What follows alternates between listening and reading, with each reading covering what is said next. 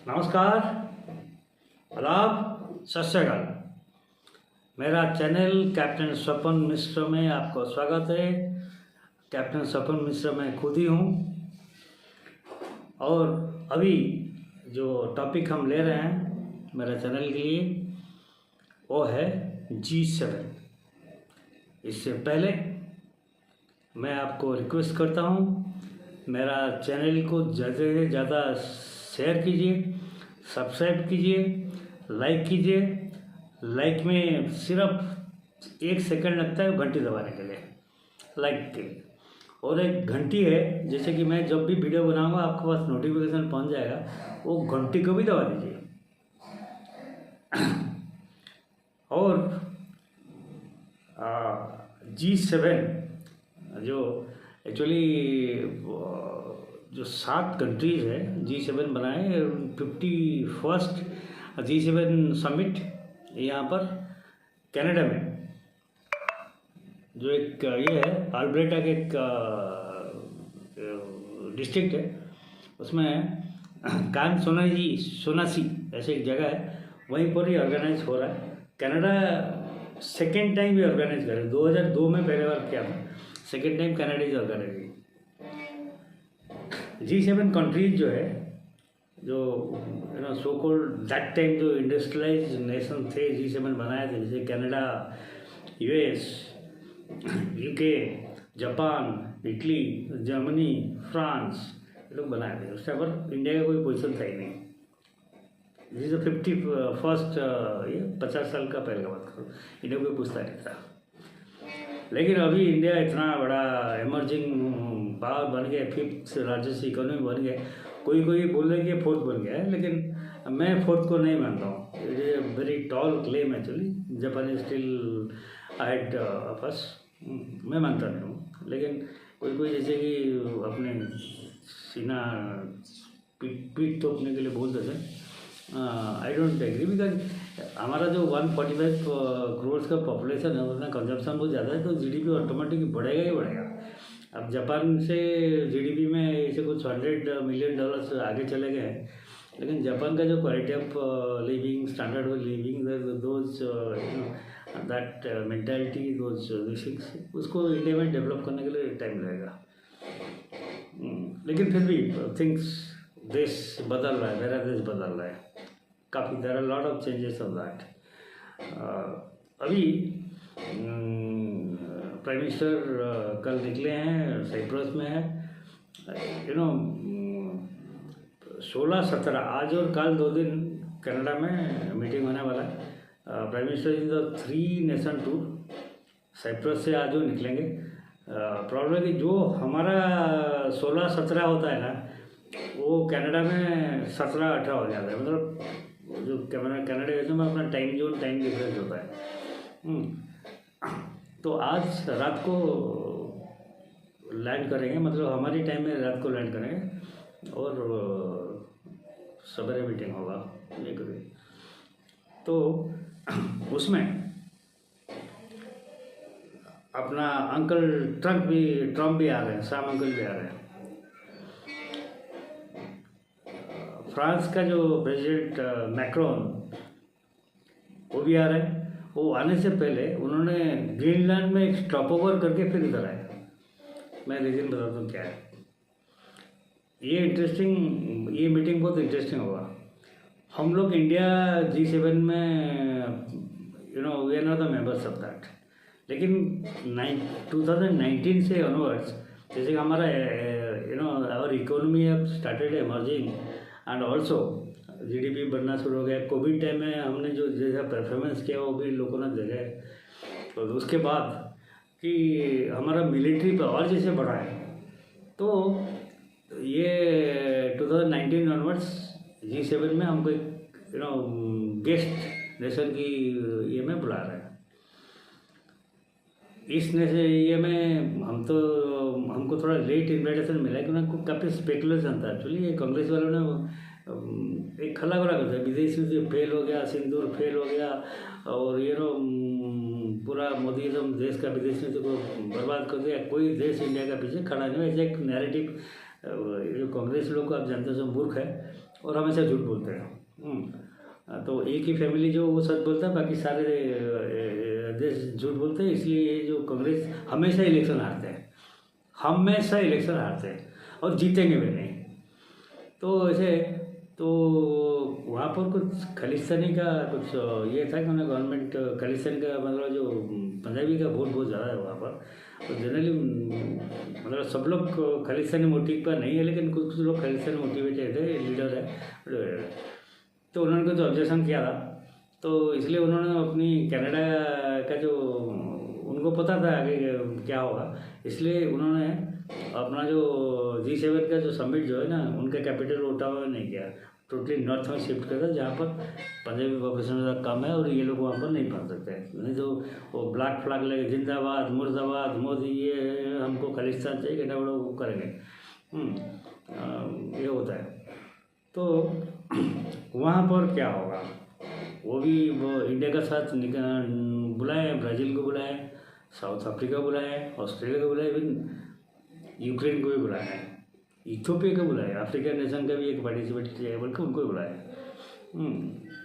तो ये सब ये दे आर द ऑब्जर्वर। देखिए मेक्सिको को बुलाया है। अच्छा, अभी ट्रम्प अंकल वहाँ पर जाएंगे, तो अभी जो ब्रिटिश का जो प्राइम मिनिस्टर क्रेमर, उन्होंने एक पिन मार दिया है, मैक्रोन ने एक पिन मार दिया है, ग्रीनलैंड में टच ओवर करके इधर आ रहा है। ट्रम्प अंकल जब ये कि उनका जो कैलिफोर्निया में जो हो रहा है, वो मतलब उनके एरिया में टैंक चला दिया है, और कांग्रेस वाला बोलते हैं कि सर हम टैंक भेजें मणिपुर में।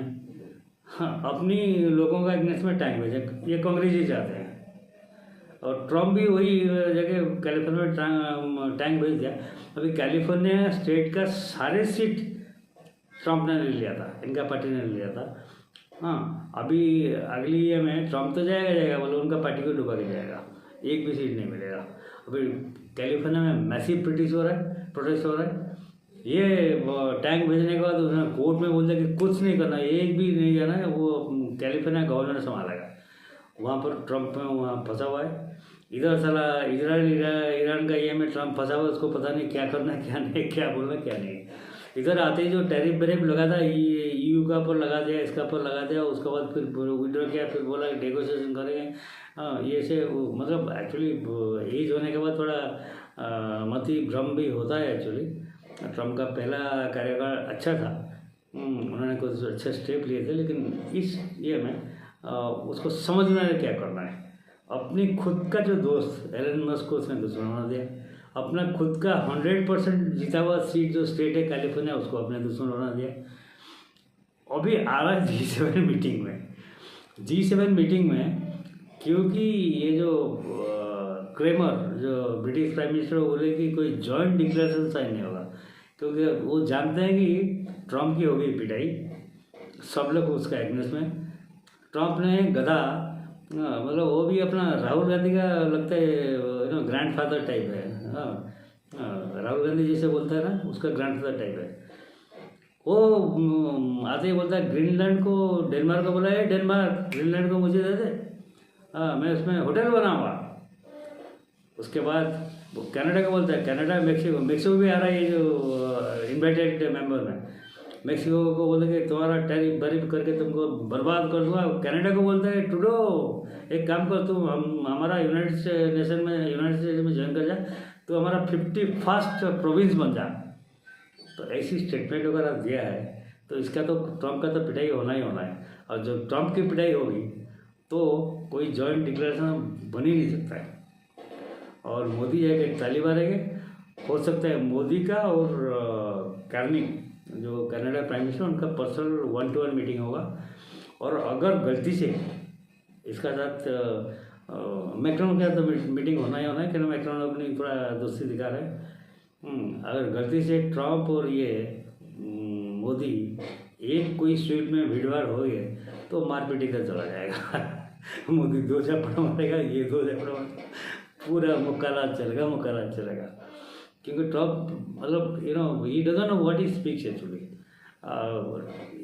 इंडिया पाकिस्तान को हमने बचा दिया, न्यूक्लियर जैसे बचा दिया। मोदी बोले करे बेटे तू ईरान के लिए जो तैयार करके रखा था, मैं उसका पर टॉपिक मांगा। पाकिस्तान में तेरा 3 बेस बनाया था, न्यूक्लियर आर्सेनल भी तेरा ही रखा था। F-35 तो रखा था, सुना है कि कुछ F-35 भी इंडिया ने डिस्ट्रॉय किया है, ऐसे रूमर है, नॉट कंफर्म। हाँ, लेकिन पाकिस्तान ने F-16 का कंफर्म किया है। तो ऐसे करके अगर तुम मुझे बताया होता कि हम सरगोदा में नहीं मरेंगे, जकोबाबाद में नहीं मरेंगे, नूर खान बेस को टारगेट नहीं करेंगे, अगर तू बता दिया होता ना भाई इसको छोड़ के बाकी कर लो, तो हम नहीं करते ना, क्योंकि तेरा सामान उधर था और असीम मुनीर को पता था, और तुम वहाँ से रख के सोचते थे कि अगर ईरान कुछ बदमाशी करता है तो हम यहीं से ईरान को अटैक करेंगे। बॉर्डर लगा हुआ है, ईरान पाकिस्तान बॉर्डर ये हो रहा है, और मुनीर तो चमचा है। हाँ, वो मतलब जो युद्ध हार के फील्ड मार्शल बनने का एक ही तो नमूना असीम मुनीर है, जिसका मतलब मुँह वाला भाई अपना राहुल गांधी है। दोनों तो भाई है ना, मतलब उसका एटीट्यूड जैसा इसको एटीट्यूड जैसा है। ये है, तो ये तो बात होना ही होना है। हाँ, लेकिन ये बात बाहर नहीं आएगा, प्राइवेट में होगा। तो मोदी बोले देख तू मेरा दोस्त है, ओपनली मानता है, लेकिन तू मेरा पीछे पड़ेगा तो मैं तेरे बेटे तेरे पीछे पड़ूंगा। तू मेरे पे टैरिफ लगाएगा, मैं मेरा सामान तेरा देश में बेचूंगा नहीं, और तेरा सामान को भी मैं इंडिया में 145 करोड़ पॉपुलेशन, मोदी बोलेगा कि कोई अमेरिकन का नहीं खरीदेगा तो नहीं खरीदेंगे। थोड़ा चाइना का देख ले क्या हाल किया, कितना उसका जो एक्सपोर्ट टू इंडिया कितना ड्रॉप हो गया, कितना ड्रॉप हो गया। और हम कितना बनाए हैं और कितना डिफेंस का, तू क्या बताए, डिफेंस का 20,700 करोड़ हमने एक्सपोर्ट कर चुके हैं, और 3 साल में 50,000 करोड़ का पहुँचेंगे। ये मोदी और ट्रम्प का बातचीत होगा। मोदी अभी चढ़ा हुआ है, ट्रम्प दबा हुआ है। जो बोइंग का एक्सीडेंट हुआ ना, ट्रम्प का बाजा बजा हुआ है। अगर इंडिया सब ड्रीम लैंड को सिर्फ ग्राउंड कर देता ना, इसका बाजा बज जाएगा अमेरिका का। जितना बोइंग का ऑर्डर सब कैंसिल, नहीं लेंगे कोई बोइंग, बाहर भेजो, नहीं लेंगे, ड्रीम लैंडर नहीं लेंगे। तो ये एक ट्रम्प फंसा हुआ है इसमें। और सिंदूर का टाइम में जो कर रहा था और कांग्रेस लोग तल कर रहे थे, अभी फंसा हुआ है ट्रम्प इस जगह पर। G7 मीटिंग में देखते हैं क्या होता है। बहुत सारी चीज़ जो बाहर आएगा वो नहीं होता है। बहुत सारी चीज़ 1 to 1 जब आता है ना, मारपीट है तभी होता है। कभी मैक्रोन ने ट्रम्प को 2 झापट मारा, कभी क्रेमर ने ट्रम्प को एक ऐसा मारा, कभी मोदी ने ऐसे इस साइड से दिया, कभी ट्रम्प ने 2 हाथ में इनको ऐसे कर दिया। ये मतलब बिहाइंड द कैमरा चलता है, कैमरा के सामने सब लोग ये hi hi hi hi hello hello hello hello hello करते रहते हैं। ये देखते हैं। उसके बाद G7 के बाद साइप्रस जा रहे हैं। 30 ईयर्स के बाद भारत का एक प्राइम मिनिस्टर साइप्रस जा रहा है। लेकिन डिप्लोमेटिक रिलेशन है, लोग जयशंकर घूमते रहते हैं सब जगह पे अपना ये डिफरेंट मिनिस्ट्री डिफरेंट लेवल पे घूमते रहते हैं। और ग्रोथ एरिया में इसके बाद कल निकल जाएंगे ग्रोथ एरिया में भारत का पहला प्रधानमंत्री का विजिट ग्रोथ एरिया होगा। बाकी डिप्लोमेटिक विजिट चलता रहता है। तो इसके साथ मैं अपनी वीडियो ख़त्म करता हूँ। मेरा अगली वीडियो एक ज़बरदस्त वीडियो होगा। ये वीडियो का अगली वीडियो को तो ये तो देखेंगे, अगली वीडियो को जरूर देखें। इसमें हम अगली वीडियो जो मैं बता देता हूँ, एक दिन ईरान और इजराइल जिगरी दोस्त थे, लंगोटिया, और अभी जानी दुश्मन बन गए। कब लंगोटिया थे, कब जानी दुश्मन बन गए, क्यों बन गए, अभी क्या हाल है, इसके बारे में मेरा नेक्स्ट वीडियो में आपका सामना होगा। यहीं पर मैं अपनी वीडियो ख़त्म करता हूँ। जय हिंद, नमस्कार, प्रणाम, भारत माता की जय, वंदे मातरम।